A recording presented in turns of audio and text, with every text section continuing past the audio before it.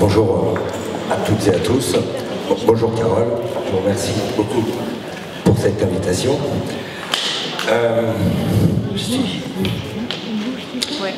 Moi j'ai davantage l'habitude de parler à des jeunes lycéens.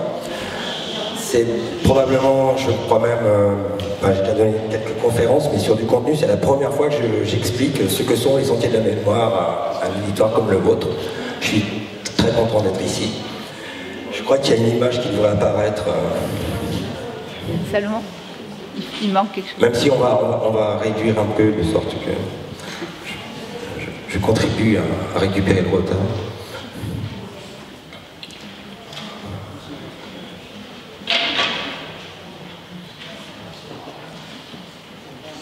Voilà.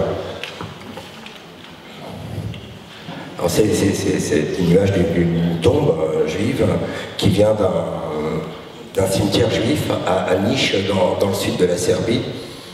Et on pourra voir autour de cette tombe que manifestement un certain nombre d'objets laissent à penser que cette tombe ne se trouve pas dans un cimetière, en tout cas. Ou tout au moins que l'endroit tel qu'il est aujourd'hui n'est pas a priori un cimetière. C'est pourtant le cimetière juif de Niš, dans lequel personne ne peut rentrer. En fait, ce qui s'est construit autour du cimetière, c'est un bidonville rome. Voilà. Et donc les sentiers de la mémoire, j'ai le sentiment que cette image-là, c'est une image qui résume un peu la façon dont on travaille, puisque c'est l'idée des sentiers de la mémoire, c'est d'essayer par des chemins escarpés d'approcher au plus près de ce que furent les communautés juives d'Europe avant, pendant et après la tragédie. Donc voilà, c'est une image qui nous touche beaucoup à Coutances, parce que c'est un bidonville dans lequel finalement personne n'entre jamais, et nous sommes parvenus avec 75 jeunes et on a pu s'infiltrer dans un cimetière donc, qui est interdit à toute visite, quoi. Et donc trouver des tombes comme ça entre les maisons. Voilà. Alors donc les sentiers de la mémoire, c'est un peu ça. Alors je reviens un peu maintenant au début. Moi, C'est des tombes ou des pierres? Des tombes. C'est une tombe, c'est une pierre. Non, monsieur. Non, monsieur. Non. Je pourrais vous en montrer plein d'autres. Non. Je retourne donc, c'est ça, essayer d'aller au plus près dans des lieux qui nous mènent immanquablement à Auschwitz-Birkenau, puisque j'étudie avec des lycéens français et que Auschwitz occupe une place centrale en France, mais on n'y va jamais directement, on prend toujours des chemins qui nous emmènent en Europe. Donc voilà, je suis né à Coutances, j'ai 51 ans, donc je fais partie d'une génération qui... j'ai eu mon CAPES la même semaine, lorsque le président Chirac faisait le discours sur la rafle du Veldiv, vous voyez. Donc moi je suis issu d'avant, quoi, dans la formation que j'ai reçue.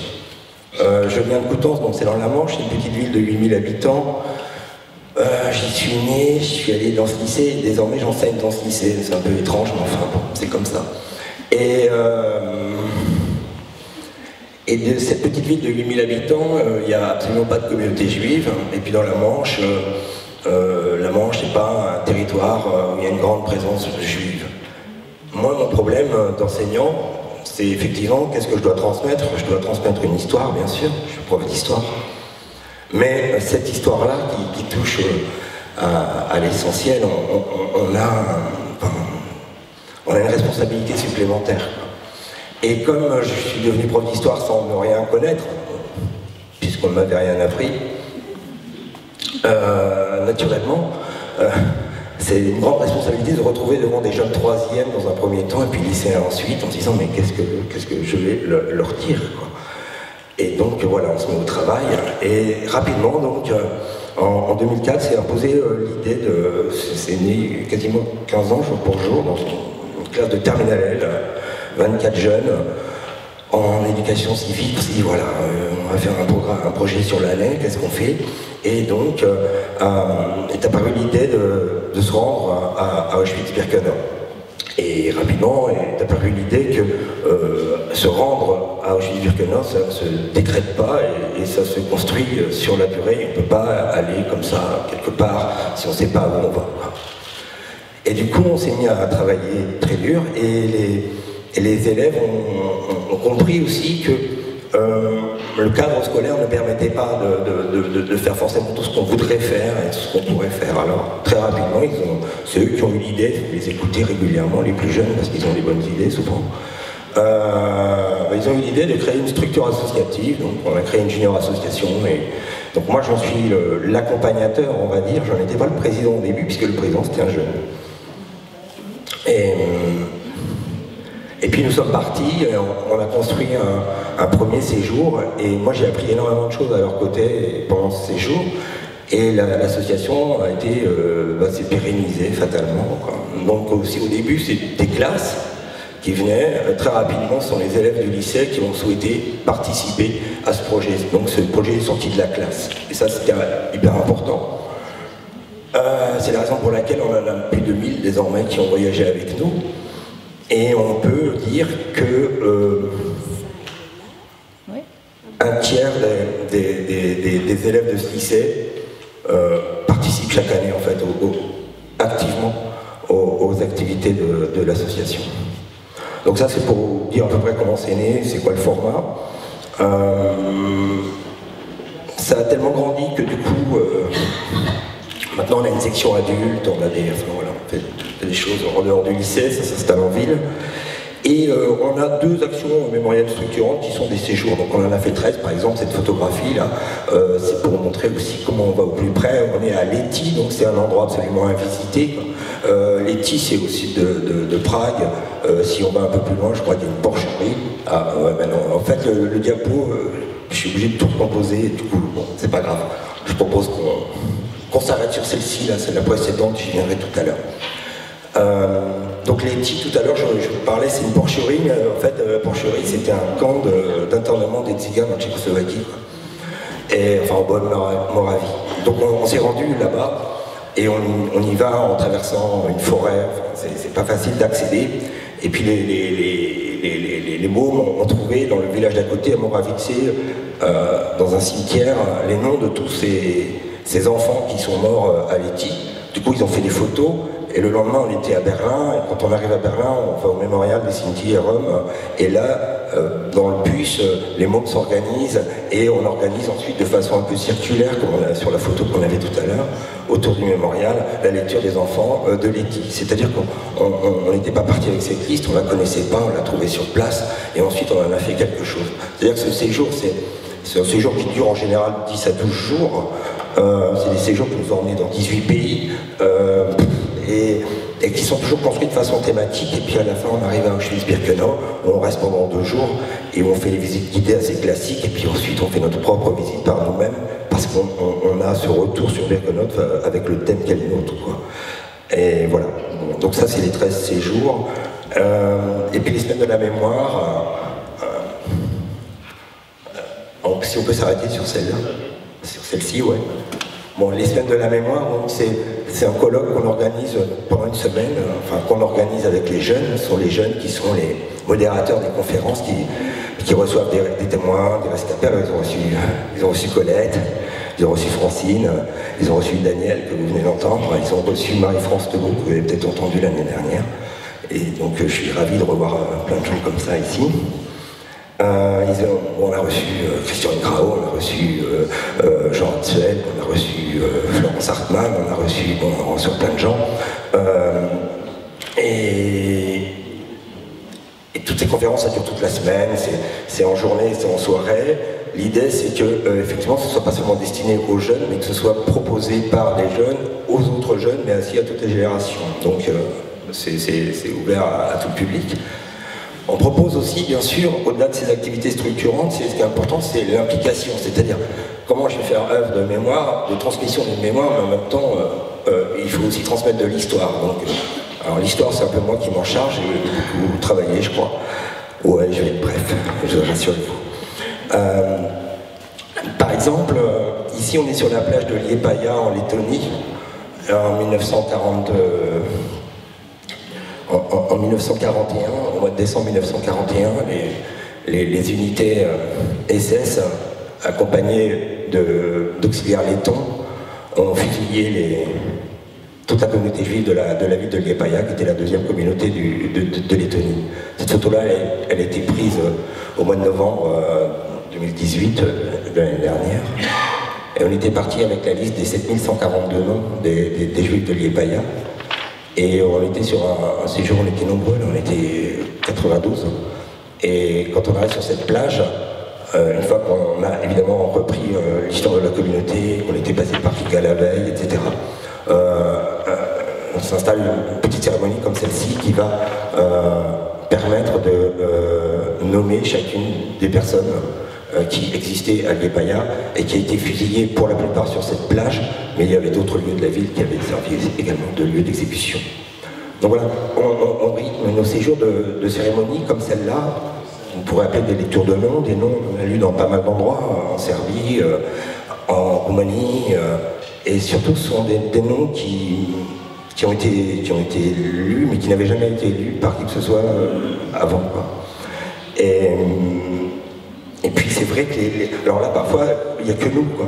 Mais je me souviens d'une lecture de noms qui était tout à fait forte, parce que si vous allez en Croatie aujourd'hui, à Đakovo, il y avait un camp d'internement, la plupart des juifs arrivaient de Sarajevo, et ensuite ils étaient envoyés à Jasenovac où ils étaient assassinés.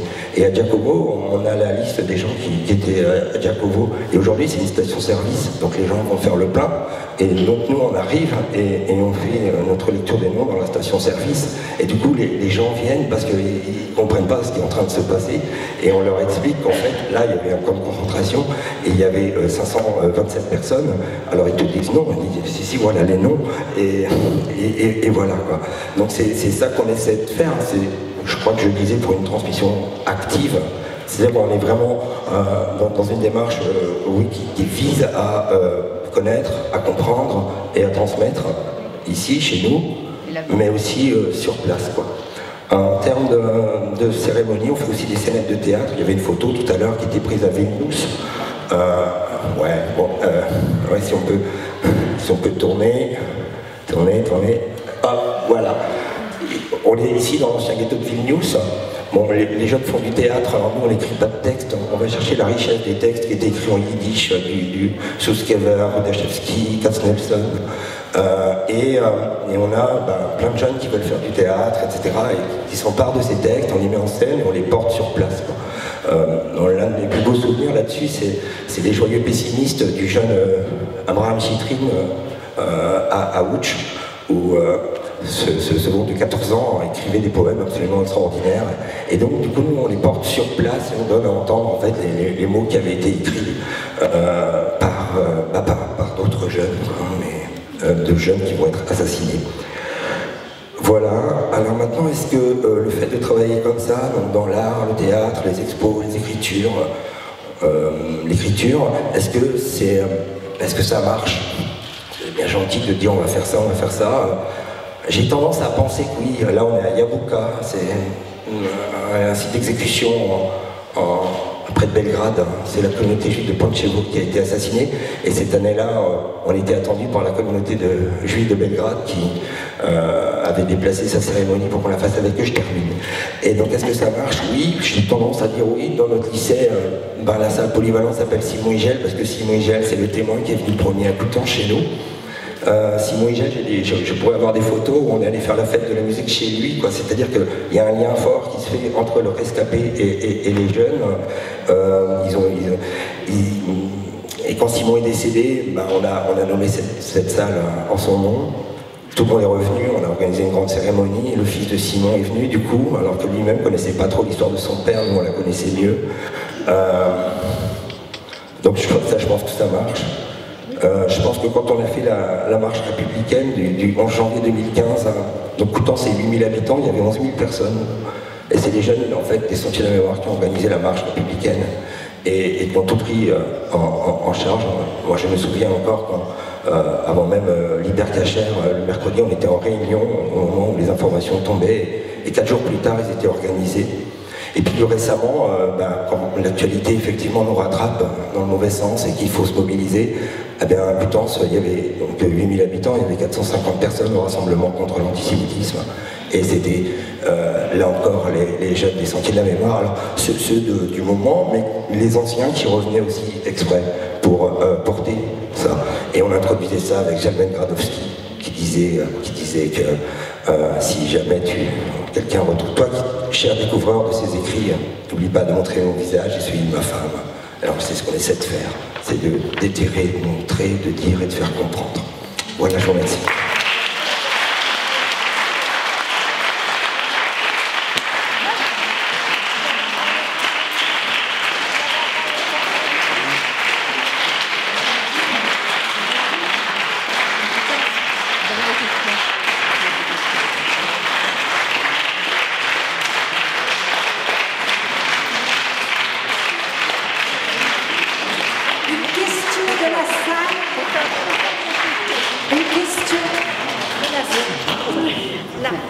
J'en profite, comme je tiens le micro, je suis émerveillée par votre enthousiasme et par votre travail. Et surtout, à Coutances, il n'y a pas que le jazz sur les pommiers, il y a aussi ça, et surtout que c'est un coin que vous n'avez jamais dû voir un juif avant.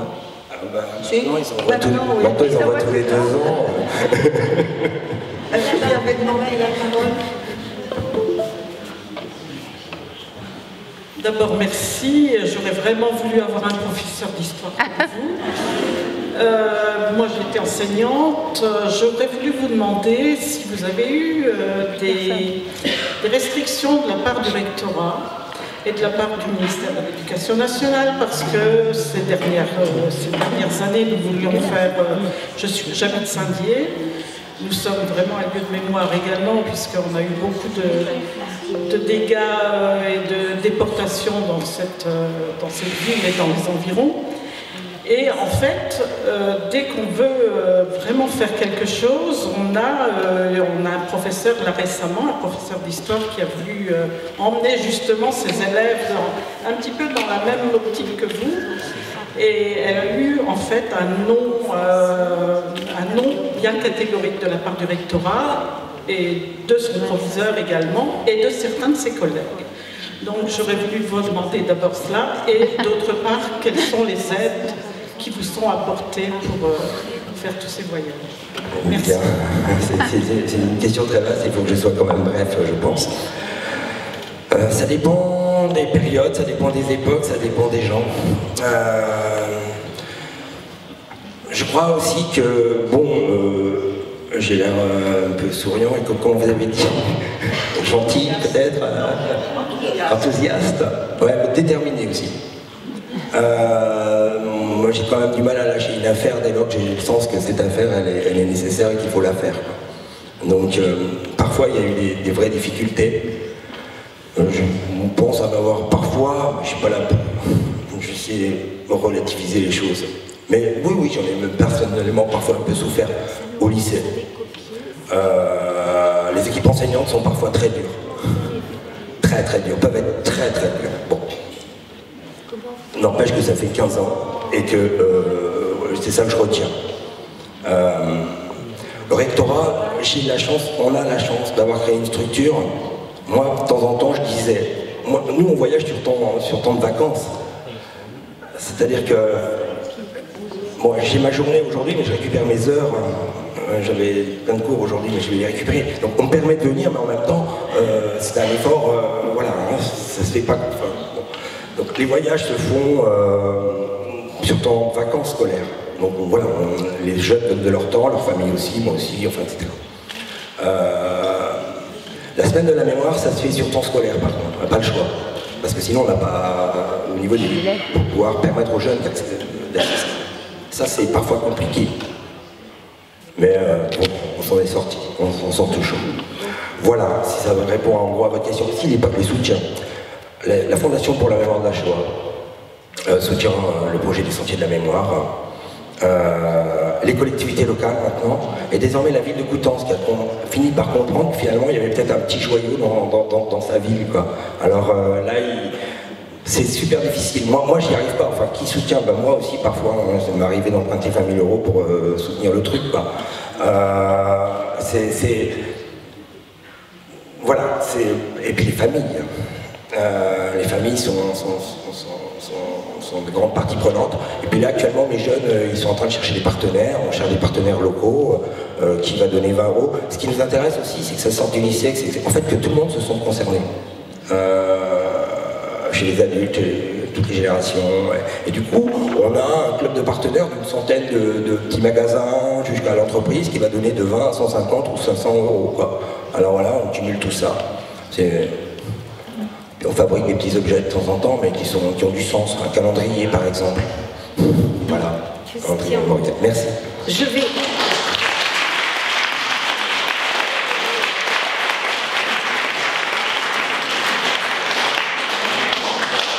Je vois à l'applaudimètre, malgré le peu de temps qu'on vous a accordé, vous pouvez être satisfait parce que c'est allé vraiment au maximum. Mais moi je suis très content d'être venu.